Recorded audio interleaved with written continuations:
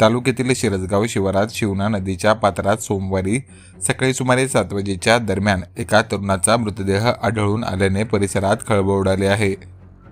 नागरिकांना नदीपात्रात हा मृतदेह दिसून आला होता। घटनेची माहिती मिळताच पोलीस पाटील अरुण शिरसाटेंनी तातडीने घटनास्थळी धाव घेतली। पाहणी केली असता मृतदेह हा गावातीलच गणेश अंबादास शिरसाट व 28 वर्षीय राहणार शिरसगाव याचा असल्याचे स्पष्ट झाले। याबाबत त्यांनी गंगापूर पोलीस ठाण्याला माहिती दिली। माहिती मिळताच पोलीस निरीक्षक कुमारसिंग राठोड, उपनिरीक्षक औदुंबर मस्के तसेच कर्मचारी मनोज गोडके, विजय पाखरे, विजय नागरे, रिजवान शेख यांनी तातडीने घटनास्थळी भेट देऊन पंचनामा केला।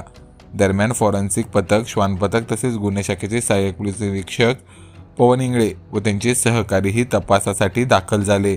मयताच्या अंगावरील कपडे फाटलेले असून शरीरावर जागोजागी जखमा आढळून आल्याने मृत्यू संशयास्पद असल्याची चर्चा परिसरात सुरू आहे।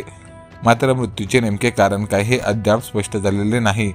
पंचनामा केल्यानंतर मृतदेह शवविच्छेदनासाठी उपजिल्हा रुग्णालय गंगापूर येथे पाठवण्यात आला आहे। या प्रकरणात गंगापूर पोलीस ठाण्यात घटनेची नोंद करण्यात आली असून शवविच्छेदन अहवालानंतर मृत्यूचे खरे कारण समोर येणार आहे। दरम्यान गणेश शिरसाट हा कुटुंबातील एकुलता एक मुलगा होता। तो अविवाहित असून त्याच्या 3 बहिणी विवाहित आहेत। काही दिवसापूर्वीच त्याच्या आईचे निधन झाले होते। सध्या घरी तो आणि त्याचे वडील असे दोघेच राहत होते।